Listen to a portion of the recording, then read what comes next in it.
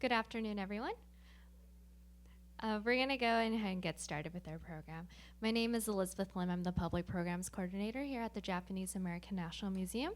And on behalf of the museum, I'd like to welcome everybody to the Tateuchi Democracy Forum for today's program of The Great Unknown with Greg Robinson. So without further ado, I'd like to welcome Greg. I'm going to read a short bio about him. Greg Robinson is a professor of history at Université du Québec à Montréal. He is the author or editor of several notable books on Japanese Americans, including A Tragedy of Democracy, which was awarded the History Book Prize of the Association for Asian American Studies, After Camp, winner of the Caroline Bancroft History Prize in Western U.S. History, and By Order of the President. He writes a regular column, The Great Unknown and the Great Unknown Great, for the Nichibei Weekly in San Francisco, and is an active speaker and writer in the public arena and the blogosphere. So please help me welcome Greg Robinson. Thank you to Elizabeth. Thank you to JANM, and thanks most of all to all of you for coming here on a warm Saturday. It's after Montreal, it's quite miraculous to be not in long johns. I wanted to talk today about The Great Unknown, which is the new book that I'm printing. On one level, it's an anthology of the regular columns that I write for the Nichibei, or at least the past columns. I'll tell you about that in a moment, plus a selection of others that appeared in Discover Nikkei, the blog of the Japanese American National Museum, and other outlets. On a deeper level, what it amounts to is a new reading of Japanese American history that challenges and subverts received ideas about the group. I love being subversive. Let me tell you first how I came to write the pieces in it, and then what I think they can teach us, and then I want to talk a little bit about a few specific articles. The book, in a sense, can be said to have started with my decision to become a historian of Japanese Americans and more recently Japanese Canadians. It's now, my God, 20 years since I started writing, when my interest in the subject was awakened by a set of discoveries I made about President Franklin D. Roosevelt's racial attitudes toward Japanese Americans, which made me wonder how those shaped his decision as president to order their mass wartime confinement in government camps, which, as you know, is generally called the internment. In the process of pursuing the project, which developed into my book, By Order of the President, I became fascinated by the vital and often ignored role that Japanese Americans have played, despite their small numbers, in shaping North American life, our law, our culture, our society, our politics. And in the years since By Order was published, I've made this history the center of my professional and scholarly life. I've written other monographs, as Elizabeth said, as well as editing reprint editions and directing anthologies and producing journal articles and book chapters. And I found, doing that kind of work important, but still as useful as that is, and attending conferences and giving lectures and doing all, the other kinds of academic things, it's never been quite enough for me. First of all, that these books and papers take a long time to write and publish, and for good reason. They need to be, checked and rechecked and double-checked and revised. But the result is that the time lag involved means that scholarly authors tend to miss the experience of direct contact with an audience. A more serious problem is that academic monographs about Japanese Americans, even good ones, reach only a small number of people. But they're simply not designed to attract the large numbers of readers who might be interested in this history. And I'm particularly happy to be seeing community people here and not be stuck with only academics. It's, one thing that struck me over the years that I've been working is that being a good historian of any kind of history anywhere has a lot to do with being able to tell a story. It's no accident that in many languages, the word for history and the word for story are the same. And in the course of my own ongoing research, I kept coming across stories. Particularly, I'd look at old newspapers, Japanese American newspapers. They were a treasure trove of information, especially for the period before World War II. And I'd find these kind of extraordinary individuals and I'd be frustrated at having to lay their stories aside because they didn't fit comfortably into some scholarly book's structure. As a result, ever since I started working as a historian, I've also looked for ways to connect with people outside of the typical academic audience, whether they're themselves ethnic Japanese or not. I've talked to school and community groups. I remember I spoke to my niece's class in Hermosa Beach some years ago. It was a very interesting experience. I've written magazine pieces. I've helped with museum exhibits, including the one here on the Center for the Preservation of Democracy. Most recently, I was involved as a consultant for the Dorothea Lange show and the photography show at the Franklin Delano Roosevelt Library. I've also worked a lot with Densho. I'm the associate editor of their encyclopedia. I've worked with the museum. And I've done lots of other things. Most importantly, perhaps, I discovered blogging.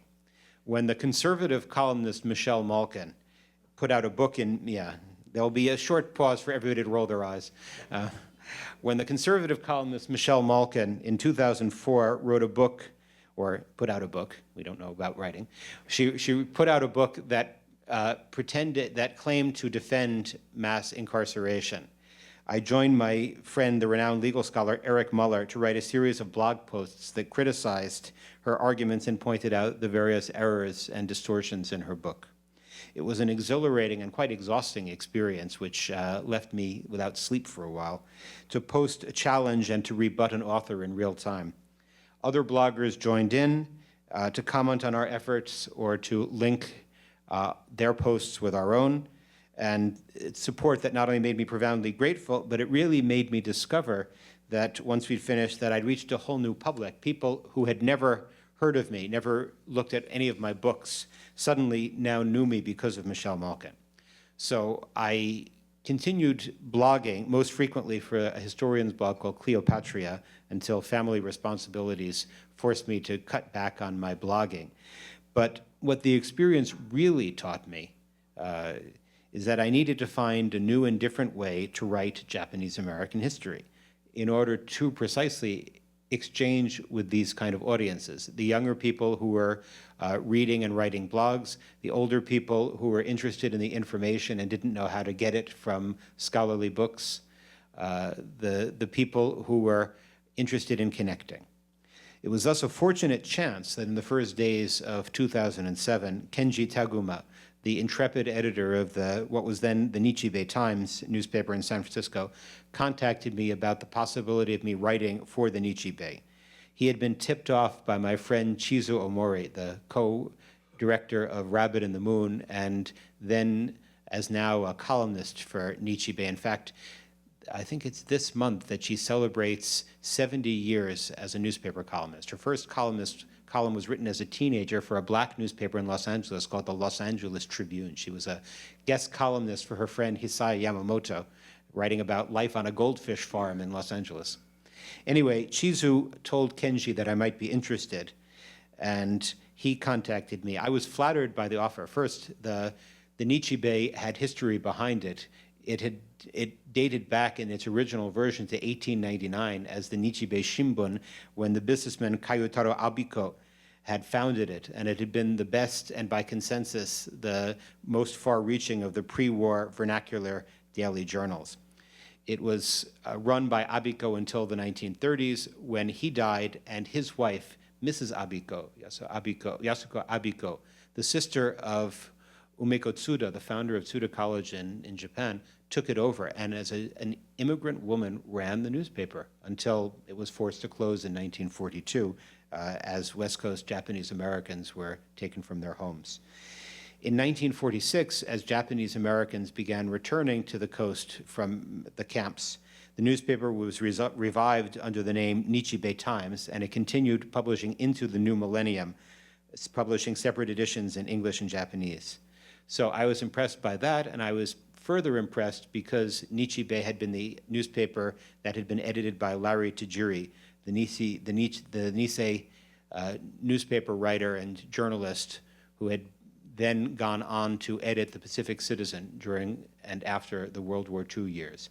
I had written a book about Larry Tajiri and his wife Guyo Tajiri, who had taken the JCL newsletter and made it into a national newspaper of Nisei opinion. And it also introduced all sorts of innovations into Japanese American literature. So the idea that when Kenji contacted me, I could work with another young editor.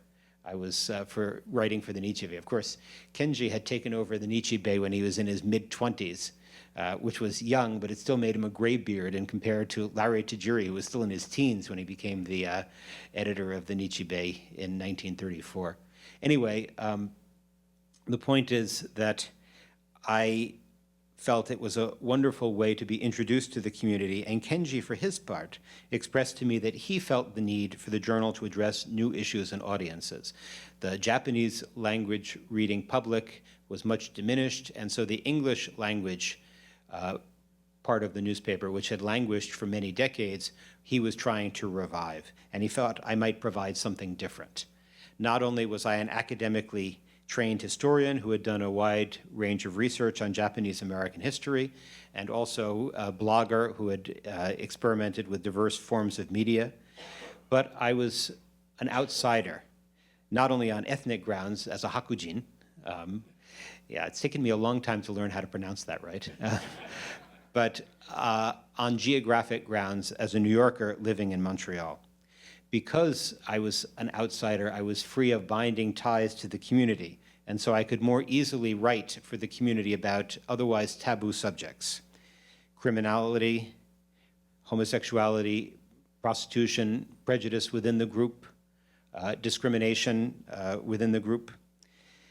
My joke was that none of my readers would call up my mother to complain.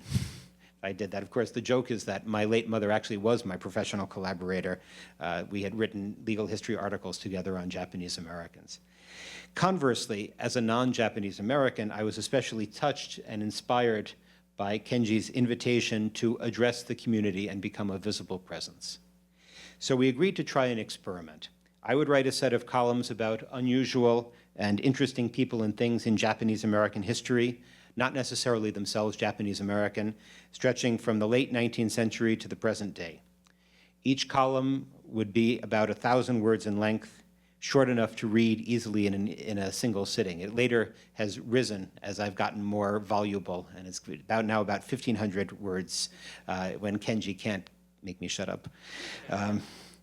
I would also help find images to include with the columns. I made a few rules at the beginning. I would not write about living people, for various reasons. I mean, not only is it, as the legal saying goes, you can't libel the dead, but also I thought that people might be touchy about certain sensitive things, and it was more difficult to get information about living people.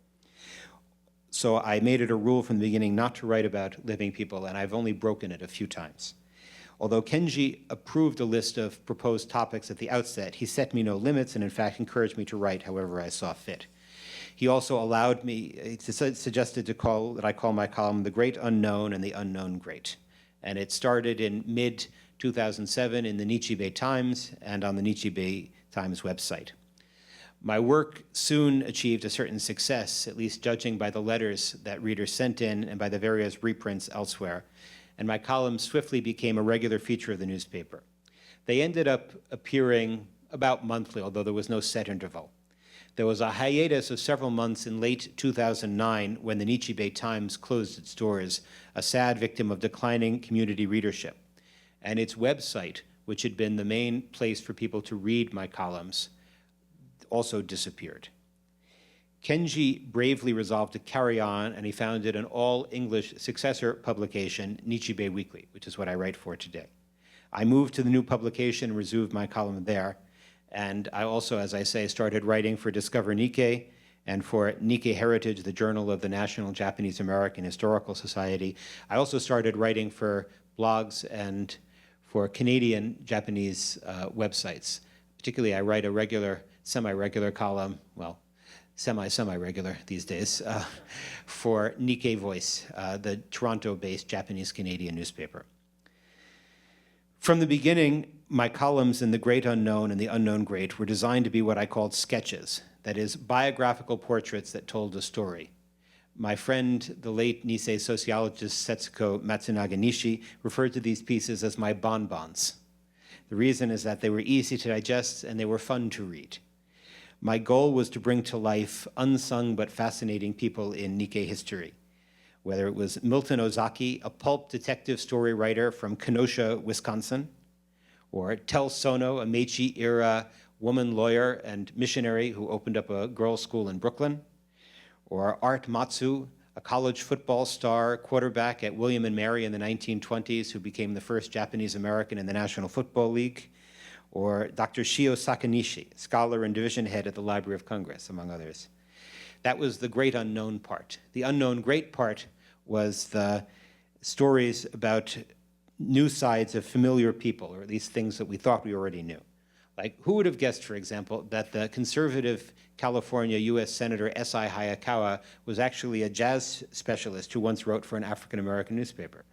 Or that his future Senate colleague Alan Cranston joined forces with Eleanor Roosevelt in spring 1942 to try and talk President Franklin Roosevelt out of signing Executive Order 9066. Or that the civil rights group Congress of Racial Equality was co-founded by Robert Chino, a biracial Japanese-American second generation from Chicago who thought up the name CORE and joined in its first sit-in at the Jack Sprat restaurant in spring of 1942. My columns gave me a platform to share interesting and sometimes kooky facts that I came across in my research, what I sometimes called licking the spoon of my more scholarly work, and allowed me to make use of my findings that did not fit into more formal scholarly historical work. I also found that my column allowed me an audience to test out ideas and themes that were later expanded or adapted into my more formal works, and to make contact, and this I'm very grateful for, with people who had extra information to share with me. For example, it was my columns in Nichibei that allowed me the first contact with Japanese Americans from Louisiana, a subject that is now being expanded into a whole book on the transnational connections between Japan and Louisiana. I can talk about it later if you want to know about it. So the book, The Great Unknown, is the first published collection of my assorted columns. It includes all of the pieces that I wrote for Nichibei Times and then disappeared with Nichibei Times, plus a selection of the columns that I wrote for Nichibei Weekly, plus other things that I wrote for other journalistic outlets or were unpublished that tend to be a little bit longer to give me more room to develop things. Almost from the beginning, you know, my readers have asked me whether I intended transforming my columns into a book. I guess I write enough books that people think that that's all I do. At first, I really didn't have that kind of intention, but at length the idea appealed to me, especially after the end of Nichibei Times made all the columns for it largely inaccessible. I also was driven by a thought. Besides being entertaining, as if that wasn't reason enough to write a book, I thought that my columns had a serious purpose. Through the tales I tell in the stories, my work as a whole calls into question the familiar narrative of Japanese Americans that we keep hearing and think we know. Popular histories such as Bill Hosokawa's Nisei the Quiet Americans or Paul Spicard's Japanese Americans or others, they tend to be very much alike in certain ways. They all center on the West Coast, not that there's anything wrong with the West Coast. They all recount impressive success stories of Japanese communities, and they tend to focus on a rather linear narrative of immigrant to Nisei to beyond. The Quiet Americans has exactly 20 pages on post-war years, for example. In contrast, my attention is devoted to tracing the unusual and often rebellious sorts of characters who diverged from community norms, what Mine Okubo, the artist, tend to call, including herself, the misfits. In the process, my work challenges the kind of model minority, one-dimensional stereotypes of Japanese Americans and reveals the colorful and wide-ranging nature of their experience. By the same token, if I, of course, write about the immigrants' generation, and I, of course, write about World War II and the camps, it's unavoidable when writing about Japanese Americans, I also break new ground in my extended investigations of Japanese Americans in the post-war years, an all but ignored set of years in popular memory and conventional history. I've sometimes called it the black hole of Japanese American history. And I also go against the West Coast focus of standard works on Japanese Americans by exploring the histories of communities such as Chicago and New York. While I don't have as much material on Hawaii as I would like, and it's sort of embarrassing because I sometimes nag my fellow Asian Americanists not to exclude the largest and most concentrated historically Japanese community in the nation, I do have a certain amount of material on Hawaii, more than most of the people in Katonk land get to get. And even though I have problems getting source material out here on the mainland, I do tend to consider Hawaii as at least equally important in discussing the trends of Japanese American history. Furthermore, by highlighting a series of original themes, my work, I like to think, suggests new directions for further research. For example, a central theme in all of my writings in The Great Unknown is the experience of Japanese American women and their role in shaping community life.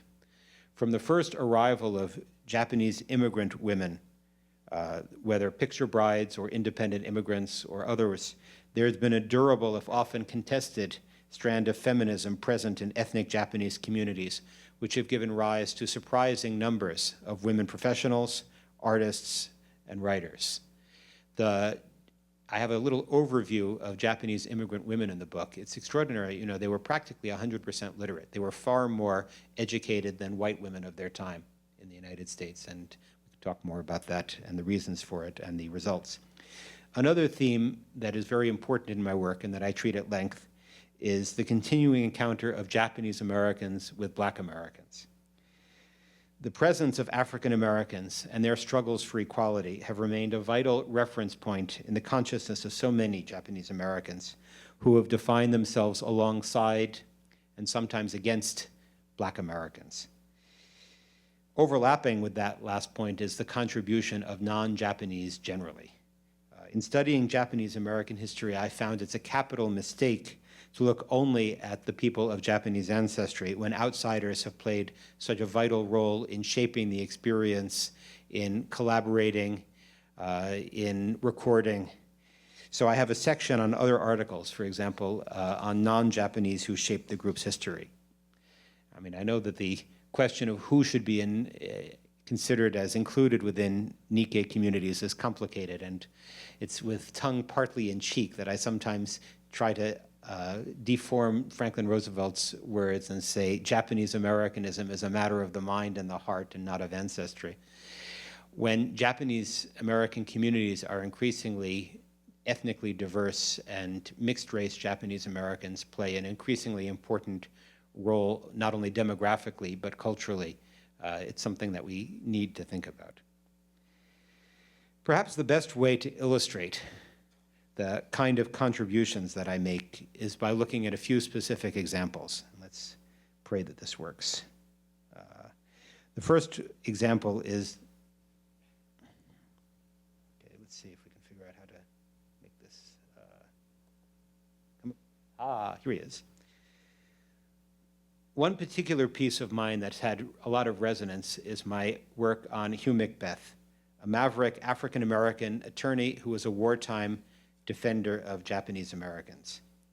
Hugh Macbeth was born in Charleston, South Carolina in 1884, attended Harvard Law School, he was one of the first Black lawyers, and after spending several years as an attorney and newspaper editor in Baltimore, he settled here in Los Angeles, where he had a practice that included both African Americans, notably the jazz pianist Jelly Roll Morton, and non-Blacks. In 1938, he was appointed founding chair of the new California Race Relations Commission. During the pre-war years, Macbeth lived in West Adams, and he got to know many Japanese Americans. His son, Hugh Jr., who will soon be celebrating his 98th birthday, he lives in San Francisco these days, he told me that he had all Japanese American friends when he was growing up and used to go to Japanese school after regular school because otherwise he'd have nobody to play with. In early January 1942, shortly after Pearl Harbor, Hugh Macbeth Sr. traveled to Guadalupe, California to investigate the cases of Issei who had been rounded up by the government after Pearl Harbor. He swiftly concluded that mass removal had been engineered by white agricultural interests anxious to grab the Issei farmers' land. Outraged, Macbeth turned to organizing support for Japanese Americans among liberal and church groups. He corresponded with the Socialist Party leader Norman Thomas, who used the information Macbeth provided in newspaper articles and speeches. Thomas thus became the only national political figure to oppose Executive Order 9066. Not only did Macbeth co-sign Norman Thomas's pamphlet, Democracy in the Japanese Americans, which denounced the government's policy as, quote, totalitarian justice, and called for immediate rescission of the order and reparations to Japanese Americans, but in March 1942, Macbeth wrote General John DeWitt to propose that loyal Japanese American farmers be permitted to form cooperatives and establish colonies in Utah. It was a plan that had been designed by a farmer named Hai Korematsu, whose brother Fred would soon later challenge Executive Order 9066 in court. In May 1942, Macbeth visited the Santa Anita Assembly Center with his wife and brother to collect new information and extra information on conditions for the Japanese Americans there.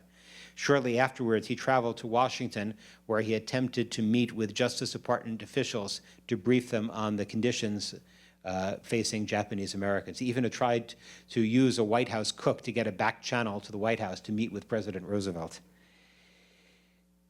Although the ACLU refused to help him, he continued to aid Japanese Americans. He repeatedly wrote WRA Director Dylan Meyer with advice.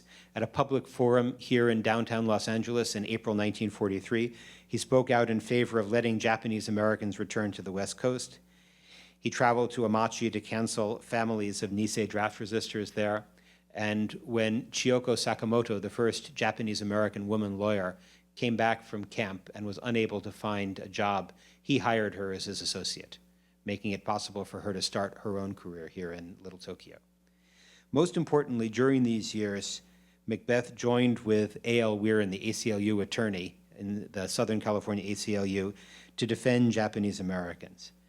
In mid-1942, the two took up the case of Ernest and Toki Wakayama, a Nisei couple who were imprisoned at Santa Anita and later at Manzanar, and who filed habeas corpus petitions. In October of 1942, a three-judge panel heard the petitions. In his supporting brief and in oral argument, Macbeth charged that race-based confinement constituted unconstitutional discrimination. The judges waited until February 1943 to render their decision, scheduling the case for hearing. But by that time, the Wakayamas, worn down by large-scale beatings and ostracism at Manzanar, had decided to work for repatriation, so Macbeth was forced to withdraw the case. However, he joined the JACL's legal team in the case of Regan versus King, when the Native Sons of the Golden West and the American Legion and other fascist organizations moved to strip Japanese Americans of voting rights as a first step to annulling the citizenship of all non-white Americans. Macbeth wrote an eloquent section of the JACL's brief on the interests of Black Americans in opposing such Hitlerism. He later signed the JACL brief in the historic cases of Hirabayashi versus the United States and Korematsu versus the United States. In 1945, Macbeth and his son Hugh Jr. joined A.L. Weirin in the case of Fred and Kojiro Oyama, who challenged California's Alien Land Act. In February 1945, Macbeth argued the case of People versus Oyama in the San Diego County Superior Court. He argued that Alien Land Acts were out of date and penalized the defendants solely because of race. While Macbeth was forced to withdraw from the case after the preliminary level, the case eventually went to the Supreme Court as Oyama versus California, and the Supreme Court not only struck down the Alien Land Act, but the case furnished a major precedent for later rulings striking down racial segregation and leading to the Brown versus Board of Education case. So what Macbeth's story teaches us, once again, is not only the unknown history of solidarity and the continuing relations between Japanese Americans and Black Americans, but also the creative role of lawyers in pushing legal and social change for minorities. I'm happy to report that since my article came out in the Nichibei, and as it has been republished in various forums, and a later version I published in my book After Camp, Hugh Macbeth Jr. was invited as a special guest to be a candle holder at the Day of Remembrance ceremony in San Francisco, and my article in Macbeth was reprinted by the Manzanar Pilgrimage Committee in their newsletter for the 2012 or 2011 Manzanar pilgrimage. So making Macbeth's extraordinary contributions better known to Japanese Americans. Another example of how I've been able to reshape overall narratives of Japanese Americans has been in the area of bowling. Now, you're going to ask, why bowling? Because it's the Japanese American sport. Even before World War II, bowling was wildly popular among Japanese Americans, both in Hawaii and the mainland, who created their own leagues and held tournaments. In the aftermath of wartime removal and resettlement, Nisei bowling enthusiasts across the country formed teams. A JACL survey in late 1947 found over 200 Nisei bowling teams within the continental United States and an equal number in Hawaii. In September 1946, the National JACL sponsored a local bowling league in Salt Lake City, and the event was such a success that they established a national bowling tournament open to both men and women. Over the following years, the tournament blossomed into a multi-city meet in which Korean and American and Chinese American bowlers also joined, and bowling became the major source of publicity and funding for local JACL chapters. In 1950, Gish Jendo of Oakland was even named the JACL National Bowling Czar. What's more important is that actually bowling became the last of the lily-white sports. After Jackie Robinson broke the color line in baseball, and first Wat Misaka, a Japanese American, and later Chuck Cooper and Sweetwater Clifton broke the color line in professional basketball, and Marion Motley and others broke it in professional football, the American Bowling Congress remained lily-white. And so the JACL, in spite of the fact that its own finances came from bowling tournaments that were challenging lily-white ones, campaigned joining the Congress of Industrial Organizations and the NAACP in forming a group, the National Committee for Fair Play in Bowling, which was directed by Hubert Humphrey, who was then mayor of Minneapolis. The JACL formed part of the original coalition of groups, and they campaigned to free up bowling. Nisei bowlers joined leagues such as the Boeing League, Boeing airplanes in Seattle. The JACL sponsored Japanese American bowling leagues from Hawaii. In Hawaii, Chinese and Japanese Americans were allowed to bowl in ABC tournaments, probably because otherwise they'd have nobody to bowl in Hawaii. But they sponsored a team to come to the mainland, and when they were refused admission to the national ABC tournament, the JACL sponsored a goodwill tour of the Hawaiian Japanese American bowling team around the country. They even faced an Indonesian American bowling league in New York, and bowling team in New York, and they attracted a lot of publicity. Eventually, in the beginning of 1950, I think it was, the Japanese Americans, in cooperation again with the other groups, were able to force the American Bowling Committee to desegregate, or at least permit different bowling leagues to admit voluntarily non-white bowlers, although they still maintained their constitution, which permitted discrimination. Of course, that's how Southern bowling leagues kept out blacks for many more years after that. But at least the possibility existed henceforth for Japanese Americans. It's interesting because, bowling remained such a quintessential Nisei sport, I guess because you don't need a lot of equipment, you don't need to be very big physically, and you can bowl, sort of at any hour of the day or night. So people who have to work during the day go in the evening. Even these days, I meet lots of young descendants of Japanese American families that want to discover their roots. And so I see them coming to Japanese American cultural centers and studying, taiko or martial arts or Japanese language. And I'm all in favor of that. But when people ask, what should I study to learn to be Japanese Americans? I tell them, bowling. Finally,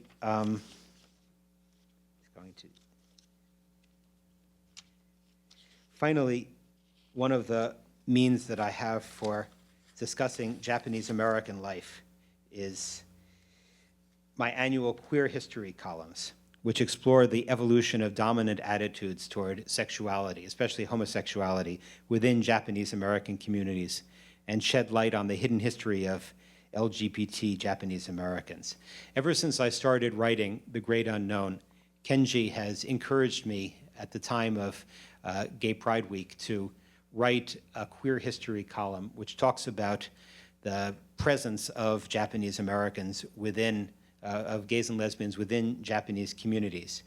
My columns, which the first several are reprinted in The Great Unknown, trace the progression of attitudes within the larger Japanese community.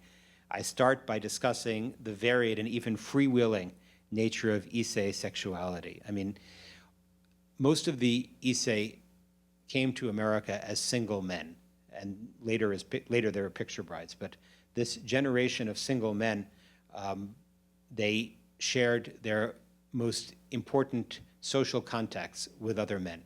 They worked together, they lived together in the same apartment, often they slept together in the same bed. What they did between the sheets, we don't know and we can't know. But the important thing is that they had their most important emotional relationships with other men. Conversely, they married, when they did, the picture brides, for dynastic purposes. They married women literally they had never met.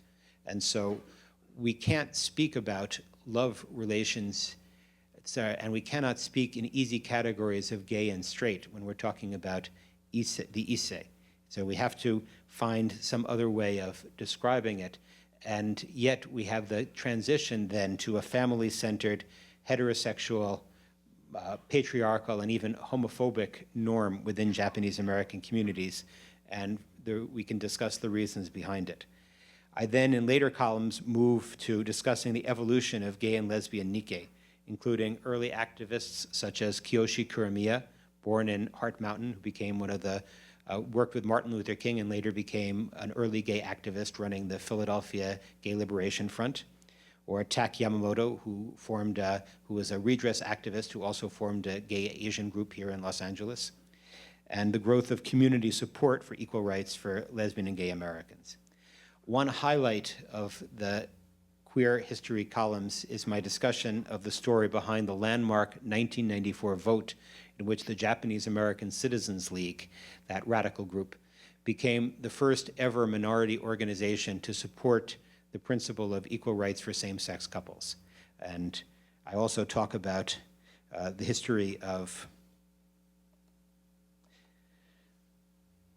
Joy Masuhara and Jane Egan Hamilton. Joy Masuhara is a Japanese-Canadian sansei. In 2003, she sued for the right to marry her girlfriend. And in her brief to the court in British Columbia, she explained that the same kind of silencing and shaming her Japanese-Canadian family had experienced in the camps, and as Japanese Canadians, she had felt as a lesbian. And the victory for Masuhara and Hamilton led to the first same-sex marriage law in North America.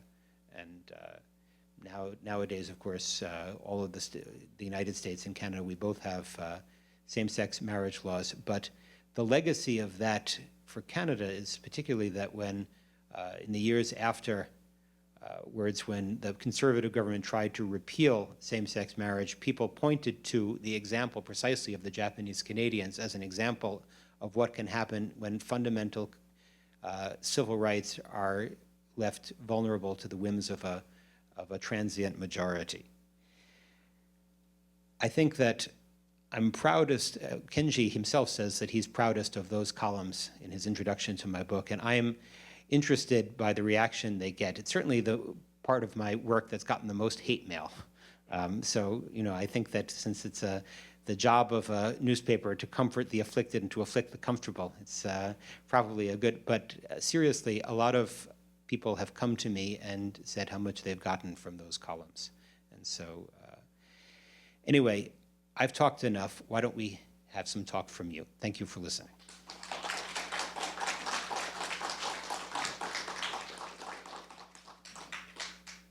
If anyone has questions, please raise your hand and I'll come by. Yeah, run up and do it. or shout it out. Round. I'm Japanese American, and I've been exploring the history of Japanese Americans, and I actually have an online project. And I was recently asked, I visited all 10 internment camps, and they said, hey, you missed a big one, Crystal City. And I tried to explain to them the difference between the WRA camps and the justice camps. And the fact that they're all called internment camps, I think is very confusing. I mean, do you think that that's a terminology that should be changed?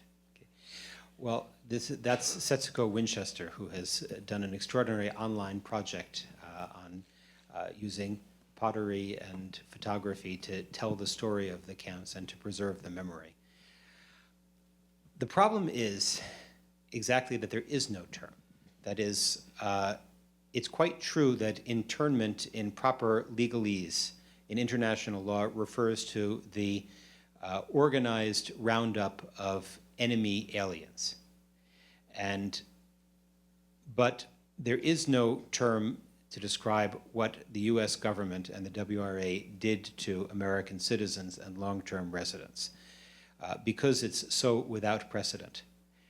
I myself have, I started by using internment just because it was the least bad way of referring to it. I've since decided that because of the risk of confusion between the Department of Justice camps for enemy aliens and the WRA camps, that I will not use in general the term internment to describe the WRA camps. On the other hand, everything else is also troublesome. I mean, we can't say incarceration because that refers to, again, a legal process where somebody is imprisoned after a trial. And also the camps were not exactly prisons. I mean, they were stockades within the camps. Detention sounds like stay after school. And the government itself used such euphemisms like relocation centers and such. So I myself, if you ask me, I think that words matter, but only to a point. That is, that which can attract the most understanding with the least division is good for me. But I'm perfectly willing, you know, I welcome people who say concentration camp. I don't use the term myself, but it's perfectly legitimate to use it in the sense that it was used at the time of a place where people were concentrated together. My only problem with internment is that it's the legal, you know, incarceration of foreign nationals at a time of war. So if they say it's time of war, you know, if you're a foreign national, they'll say it's legal. And that's what people have been saying. And that, you know. So, I quite agree, but what can you call it? Would it be incorrect? I'm struggling with the terminology as well. I mean, would it be incorrect to say they were U.S. concentration camps for people of Japanese ancestry? It would be correct, and as I say, I have no problem with people using the word concentration camp. I myself don't use it simply because that leads also to confusion, because when people hear concentration camp, they think death camp. And the fact that the Nazis used the word concentration camp as a euphemism for death camp, although it's improper and incorrect and euphemistic, does have consequences. So it's not a moral question, it's just trying to figure out practically what will attract the most understanding. Didn't Roosevelt use the term concentration camp himself? He did indeed, on 2 occasions. So then why use a euphemism? Again, simply because people confuse it with the Nazi camps. But that was a euphemism. Indeed it was. So death camp and concentration camp, they're 2 different things. Yes, indeed. So I choose to use concentration camps, and since that's where I was born. That's perfectly legitimate. And as I say, I welcome people, you know, people are perfectly But welcome as far as I'm concerned. why would you not? Again, because people will get confused. I mean, if you say the word concentration Well, you camp, can add- if you close your eyes and you say the word concentration camp, what will people picture? They But won't picture the you WRA don't say the camps. word and close your eyes, you say the word and explain yourself. But if you say any word and explain yourself, that's going to get the goal that you're going to want. But that doesn't mean why I really need.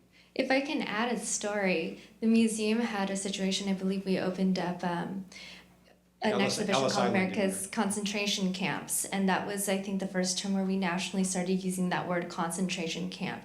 And I know specifically with the Jewish American community, it struck a hard and sensitive core because society, the world is so used to thinking of the Nazi death camps as concentration camps. So I feel like the idea with words and euphemisms, it's touchy who you talk to or who it means something different to everybody. But it's interesting the idea of trying Well, we'll have to. ask Roosevelt what he meant by it then.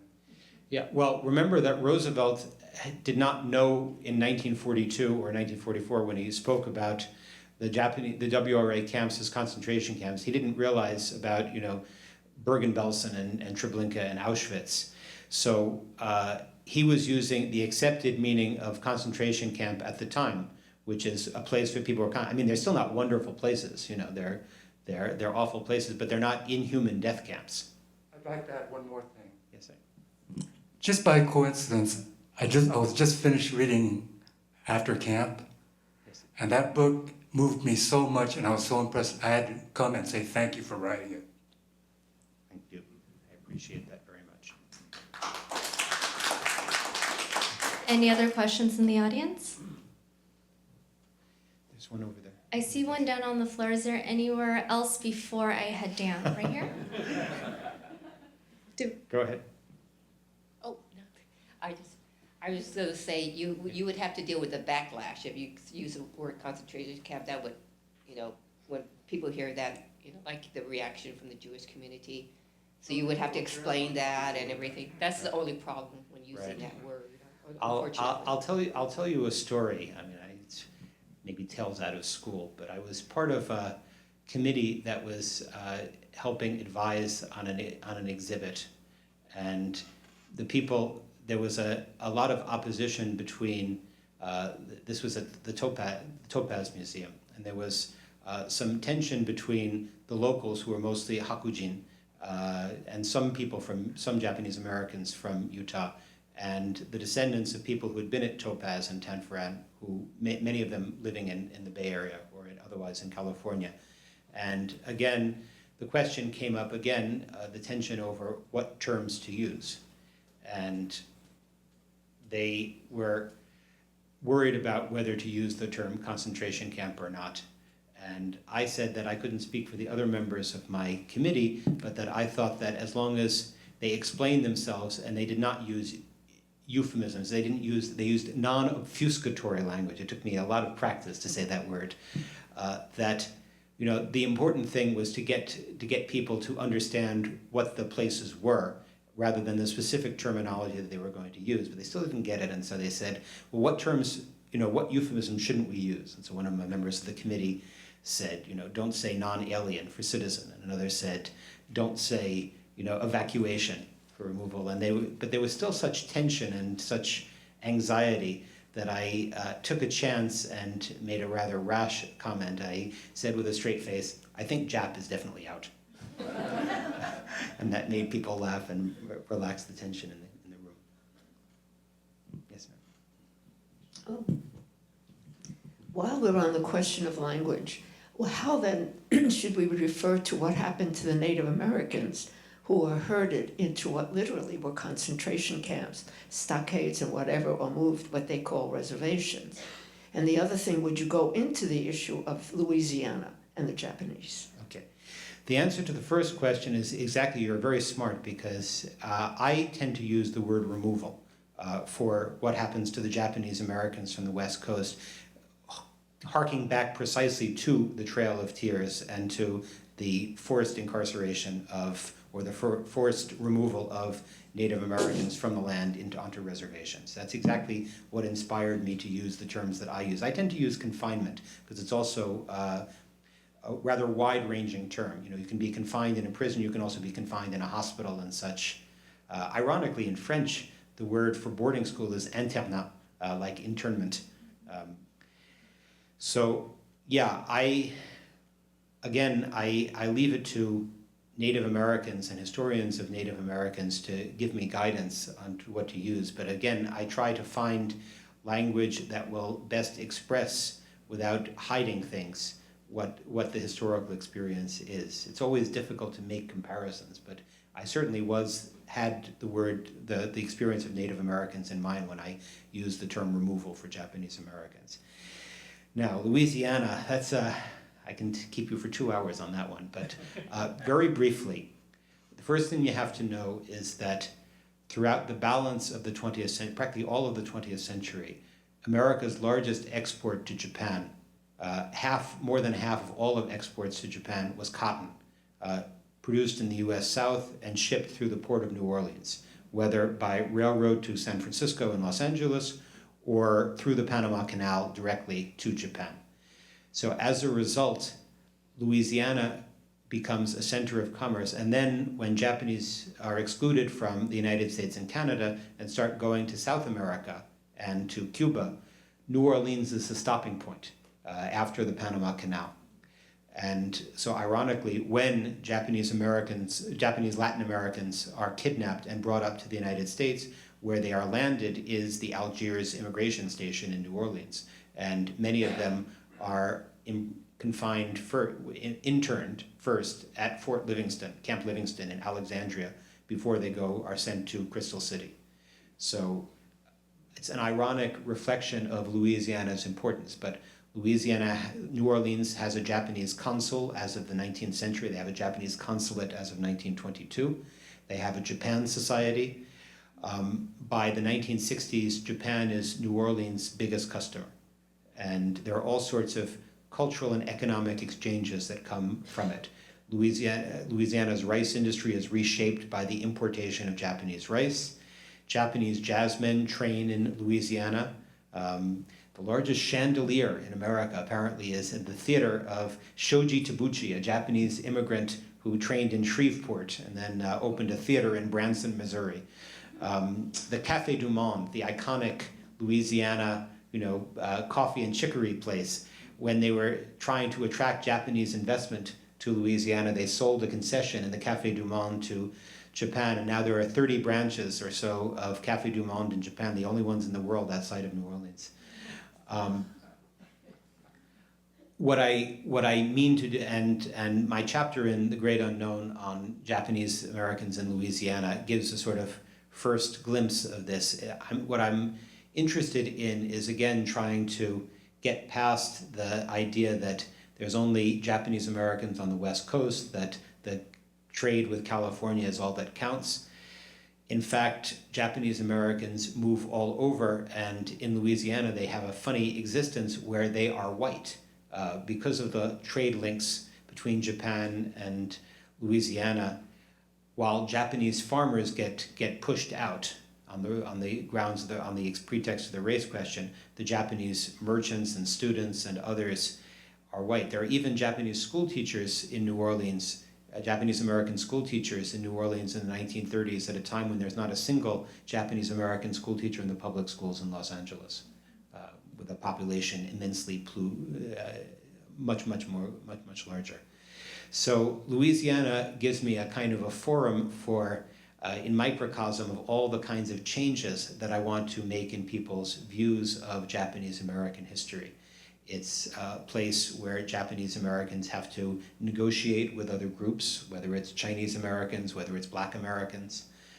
It's a place where Japanese Americans both work in agriculture and in fishing and in other industries, where they are literary connections, where there are sports connections. I mean, there's a Japanese American Joe Nagata, who grows up in Eunice in Cajun country, and he becomes a scholarship student at LSU and plays in the Sugar Bowl in Louisiana during World War II, and then serves in the 442nd, and then comes back and is a football coach in Eunice for several decades. I mean, there are Olympic class weightlifters, Japanese American in Louisiana. There are boxers, and so it's quite again, it has the potential to get us thinking about the real nature or the complex nature of Japanese American life. When is that book coming out? Once I write it. I have to finish writing it first. If you're a small commercial advertisement, I wrote a chapter on Japanese Americans between Black and White in Louisiana for the anthology from University of Alabama Press far east down south. And again, the Nichibe columns on Louisiana give the first glimpses of my thinking on Louisiana. And I might add that the only remaining leprosy hospital in the United States is in Louisiana, and the last previous one was, of course, in Hawaii. Yes, indeed. In Carville, Louisiana, the National Hansen's Disease Center, they had Japanese-American physical therapists and attendants, and Japanese doctors regularly toured it. And reading the newsletters which are posted on the Louisiana website about Japanese at Carville is quite fascinating. The question I wanted to ask was nothing to do with Hansen's disease, though. It was simply, and I know you are incredibly busy, but there has not been a good popular book about Wayne Collins. And I think he's such a heroic figure. And I think his story would move the story of incarceration beyond the diaspora, if you like, into the general audience. And I would love to see you make a lot of money. So I think Wayne Collins is a story you ought to do. That's a lovely thought. I did write the Densho Encyclopedia article on Wayne Collins in collaboration with my friend Brian Nia. He is a fascinating character. I don't think that he has very many papers that he left behind, and so, as always with people, it's hard to write a biography. Also, there are people, to say the least, who have diverging views of him. That is, Ernest Bessig, who worked with him and sometimes against him at the Northern California ACLU, had interesting things. Stan Yogi, who wrote Where There's a Fight, the wonderful history of civil rights in California, has done interesting research on Wayne Collins. But there are 46 boxes. Oh, okay. At the Bancroft. Okay, that's it. And actually, there's a scholar in Berkeley named Chuck Wallenberg, who I believe is working on that as we speak. Right. Charles Wallenberg has written a lot about desegregation and education in California. It's great to know that he's working on Wayne Collins. Could you touch on the women from Japan? Yes, okay. Again, I'm happy to give you the 30-second version of what's more substantial in the book. Well, Japanese women, again, during the Meiji period, they introduced universal education in Japan, primary education. So practically 100% of Japanese of that era become literate.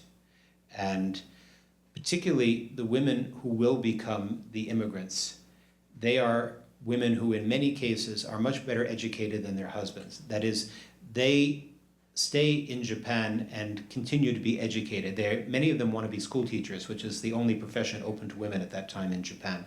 And so they continue to go for higher education, many of them at Christian institutions, which are what mostly exist for women. So not only do they learn English and they get involved with Westerners, but they get a modern vision of women's life and education, and then they stay until they're unmarried at 21 or 22 or 23. They age themselves out of the marriage market in Japan. And so the only way that they can keep from being old maids, to use a very un-PC expression, is to agree to marry these immigrants who are even older and who are less choosy about the Japanese women that they will marry.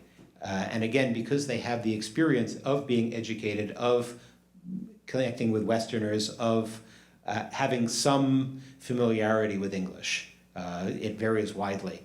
They are the women who get chosen for these picture bride marriages. And so when they come to the United States, and then of course there are so many stories of the women who find out that their husbands, sent them a photo from 10 years ago, or sat in front of an automobile and said, "That's my car," and they get stuck in these marriages. Although it's interesting that there are these Japanese American newspapers that have advertisements for runaway wives.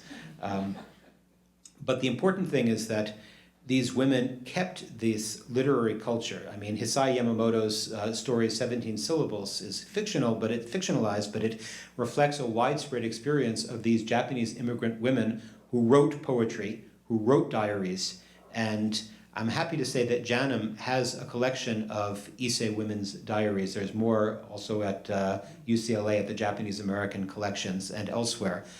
I myself have never learned to read Issei Japanese, and so it's unidentifiable to me. And yet I know that it's out there for people who can access it. But for our purposes, we also know that the largest variable in educational success of children is the educational level of their parents, and particularly the parents they have the most contact with, which is often the mother. And if we are looking at the educational achievement of the Nisei generation, we have to realize that that's not a coincidence that they were the children of educated women. Any other comments or questions? Sorry, Yeah. I don't want to hog this, but one of the concerns I have is, I think it's great that this conversation is happening among the Japanese American community, but I feel that unless it moves outside of it, especially like on the East Coast, for example, a lot of people don't even know that this happened. I think the Japanese experience is the missing link in how race matters in America. If it's left the way it is, then people like Trump will use it as an example of why we can do this to people, unless it's exposed to all Americans to show that you shouldn't do this to Americans.